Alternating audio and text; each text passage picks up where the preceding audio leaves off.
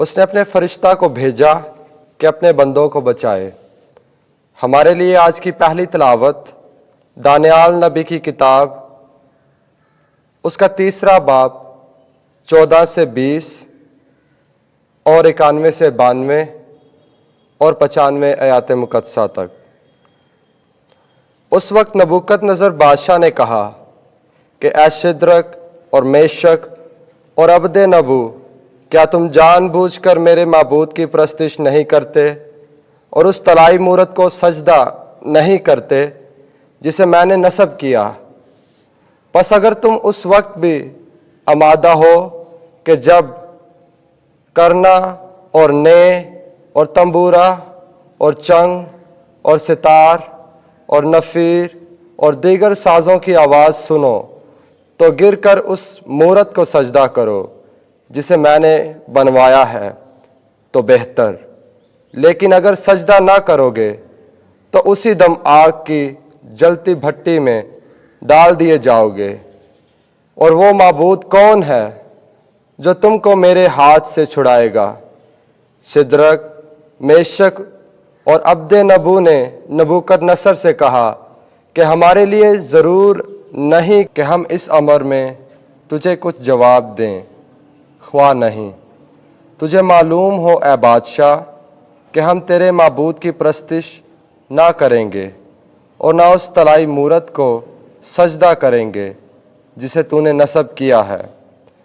تب نبوکد نصر بادشاہ غصے سے بھر گیا اور شدرک اور میشک اور عبد نبو پر اس کے چہرے کا رنگ بدل گیا۔ اس نے یہ کہہ کر حکم دیا کہ بھٹی کی آنچ کو جتنا اس کا معمول ہے اس سے 7 گنا زیادہ تیز کر دو۔ اور اس نے اپنے لشکر کے چند زوراور بہادروں کو حکم دیا کہ شدرک اور میشک اور عبد نبو کو باندھ کر آگ کی جلتی بٹی میں ڈال دیں۔ پر وہ تینوں شعلوں کے درمیان چلتے اور خداوند کو مبارک کہتے تھے۔ تب نبوکد نصر بادشاہ حیران ہو کر جلد اٹھا اور اپنے صلاحکاروں سے خطاب کر کے کہنے لگا، کیا ہم 3 مردوں کو بندھوا کر آگ میں نہیں ڈلوایا؟ انہوں نے جواب میں بادشاہ سے کہا کہ بے شک اے بادشاہ۔ اس نے پھر خطاب کر کے کہا کہ میں آگ کے درمیان 4 مرد کھلے پھرتے دیکھتا ہوں اور ان کو کچھ ضرر نہیں پہنچا، اور چوتھے کی شکل اعلیٰ کی سی ہے۔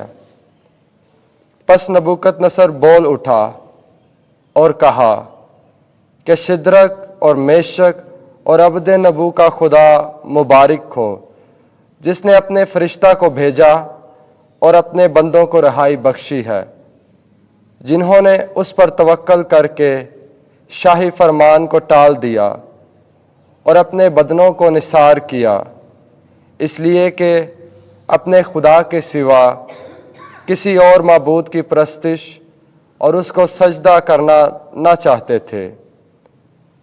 پاک کلام کے پڑھے اور سنے جانے پر خدا کی برکت ہو۔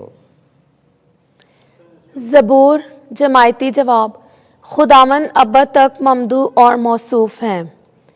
اے خداوند ہمارے باپ دادا کے خدا، تو مبارک اور ابد تک ممدوح اور موصوف ہے۔ تیرا نام جلیل و مقدس، تو مبارک اور ابد تک ممدوح اور موصوف ہے۔ جماعتی جواب۔ خداوند ابد تک ممدوح اور موصوف ہے۔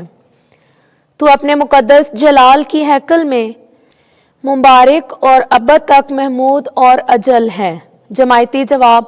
خداوند ابد تک ممدوح اور موصوف ہے۔ تو اپنی سلطنت کے تخت پر مبارک اور ابد تک ممدوح اور موصوف ہے۔ جماعتی جواب۔ خداوند ابد تک ممدوح اور موصوف ہے۔ تو کروبیوں پر تخت نشین ہو کر اور گہراؤں پر نظر کرتا ہے۔ تو مبارک اور ابد تک محمود اور موصوف ہے۔ جماعتی جواب۔ خداوند ابد تک ممدوح اور موصوف ہے۔ تو آسمان کی فضا میں مبارک اور ابد تک محمود اور جلیل ہے۔ جماعتی جواب۔ खुदावन अब तक ममदू और मौसूफ है। आमीन। खुदावंद आपके साथ हो। इंजील मुकद्दस यूहन्ना के मुताबिक ऐ खुदावंद तेरी तमजीद हो। 8वां बाब 31वीं से 42वीं आयत। अगर बेटा तुमको आज़ाद करेगा तो तुम दर हकीकत आज़ाद होगे। उस वक्त यीशु ने उन यहूदियों से जो उस पर ईमान लाए थे कहा कि अगर तुम मेरी बात पर कायम रहोगे तो तुम दर हकीकत मेरे शागिर्द होगे और सच्चाई को जानोगे और सच्चाई तुमको आज़ाद करेगी। उसे ये जवाब दिया गया कि हम तो इब्राहीम की नस्ल से हैं और कभी किसी के गुलाम नहीं रहे। तू क्यों कर कहता है कि तुम आज़ाद किए जाओगे?